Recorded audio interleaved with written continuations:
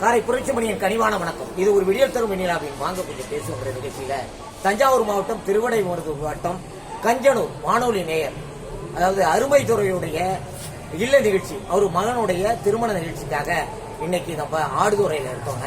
அதுல அந்த வானொலி நேயர்கள் பல மாவட்டங்கள்ல இருந்து ஆர்வத்தோட ஈடுபாட்டோட வந்துகிட்டு இருக்காங்க, வந்து மணமக்களை வாழ்த்திக்கிட்டு போயிட்டு இருக்காங்க. அதுல ஒரு சில பேரை நம்ம இப்ப சந்திச்சுட்டு இருக்கோம். அதுல அருமை சகோதரி என்ன ஊர்ல இருந்து வந்திருக்காங்க, அவங்க பேரு என்னங்கறத கேட்டு ஒரு சின்ன நேர்காணல் செய்ய விரும்புறோம். அம்மா வணக்கம்மா. வணக்கம் ஐயா. உங்க பேரு, எங்க இருந்து வர்றீங்க? மயிலாடுதுறை மாவட்டம் சங்கரமண்டல இரவாந்தேரியிலிருந்து கலாவதி ராஜமோகன். இவ்வளவு தூரத்துல இருந்து இவ்வளவு ஆர்வமா வர்றீங்களா, என்ன காரணம்? எங்க பண்பலை காரை பண்பலை மேல இருக்கிற பற்றுதான், பற்று அந்த நேயர்களுக்காக அதுக்காக வந்துட்டு வர்றோம். இப்போ வந்து காரை பண்பலையே என்னென்ன நிகழ்ச்சியில கலந்துக்கிறீங்க? நான் அனைத்துலயும் மேக்சிமம் கலந்துப்பேன். அவங்க வந்து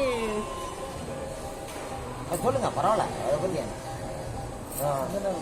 9 மணிக்கு செய்தி சொல்வா நிகழ்ச்சியில வருவேன், 11 மணிக்கு சிந்தனை அரங்கத்துல வருவேன், 3 மணிக்கு SMS பாடல்கள்ல என்னோட பாடல் அனுப்பிடுவேன். ஆனா ப்ரோக்ராம் எல்லாத்தையும் கேட்பேன். எதுல வரணுமோ 1, 2 ஒரு நாளைக்கு ஒரு நிகழ்ச்சியில கலந்துப்பேன்.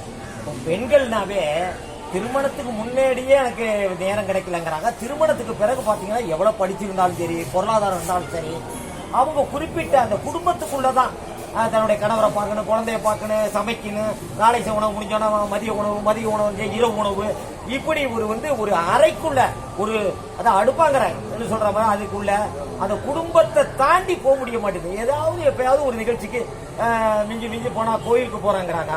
ஆனா இதெல்லாம் தாண்டி நீங்க ஒரு வானொலி நேரா வானொலியில இத்தனை நிகழ்ச்சியில கலந்துக்கிறீங்க. அதோடு மட்டும் இல்ல, நம்மளுடைய உறவினரை தாண்டி ஒரு நிகழ்ச்சியில, அதாவது ஒரு நேருடைய திருமண நிகழ்ச்சியில இவ்வளவு தூரத்துல கலந்துக்கிறீங்க.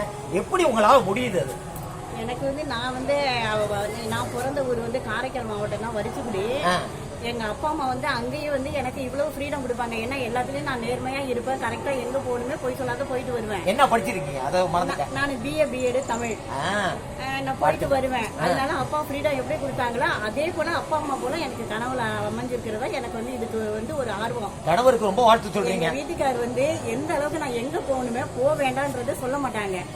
அதுக்கு தகுந்த மாதிரி நான் என்ன செய்வேன்னா, அப்ப எந்த ஏதாவது இந்த மாதிரி நிகழ்ச்சிக்கு போற மாதிரி இருந்தா நான் 3 மணிக்கு எழுந்திருச்சு அவங்களுக்கு வேணுங்கிறதே டிஃபன் பண்ணி எல்லாத்தையும் ரெடி பண்ணி சாதம் எல்லாமே ரெடி பண்ணி வச்சுட்டு நான் வருவேன். எந்த அளவுக்கு சுதந்திரம் கொடுக்கறோம் அந்த அளவுக்கு அவங்கள நீங்க நம்பி அவங்களுடைய சிரமப்படாத வேலைகளை நீங்க செஞ்சு வச்சுட்டு. கண்டிப்பா இன்னைக்கு நான் அந்த மாதிரி தான். நான் 4:30 மணிக்கு எழுந்திருச்சு அனைத்தையும் வீட்டுல செஞ்சு வச்சுட்டு தான் கிளம்பி இந்த ஃபங்க்ஷன் அட்டெண்ட் பண்ணிருக்கேன். அதனாலதான் இவ்வளவு நீங்க பாராட்டுற அளவுக்கு நீங்க சரித்திரம் படைச்சிட்டு இருக்கீங்க பல்வேறு துறைகள். கண்டிப்பா கணவர் கட்டுப்பாடா இருந்தா நீங்க உங்களுடைய திறமை யாரும் பார்க்க முடியாது. எல்லாருமே என்னோட சேர்ந்து எல்லாருமே என்னுடைய கணவருக்கு கண்டிப்பா நன்றிகள் சொல்லுங்க. நீங்க இது வரைக்கும் நேயர்களோ மற்றவர்களோ குரல் தான் கட்டிருப்பீங்க. இன்னமும் உங்களுடைய முகத்தையும் நீங்க காட்டுறீங்க. உங்களுடைய திறமையுடைய நேர்காணல் பல இடங்கள் போகுது. அதனால நீங்க நான் கேட்ட கேள்விக்கு மிக சிறப்பான முறையில நீங்க துணிச்சலா, அதாவது பெண்கள்னு பார்க்காம, பெண்கள் தான் ஆண்களை விட பெண்கள் இன்னைக்கு சாதிச்சுட்டு இருக்காங்க. கண்டிப்பா நான் எங்க வீட்டுக்காரர் எப்பயுமே எனக்கு ஃப்ரீடம் கொடுப்பாங்க. கொடுக்கலன்னா நான் உடனே சொல்லுவேன் அவங்கள்ட்ட, இந்த அந்த தமிழ் இந்த பாட்டு இருக்குல்ல பாரதியார் பாட்டு, அது என்ன சட்டங்களாலவும் பட்டங்கள் செய்யவும் பாரினின் பெண்கள் நடத்த வந்தோம், 8 மறுவினில் ஆணுக்கு இங்க பெண் இழப்பில்லை கான் என்று கும்மியடின்னு நான் சொன்னோடனே அவரு சிரிச்சிருவாரு.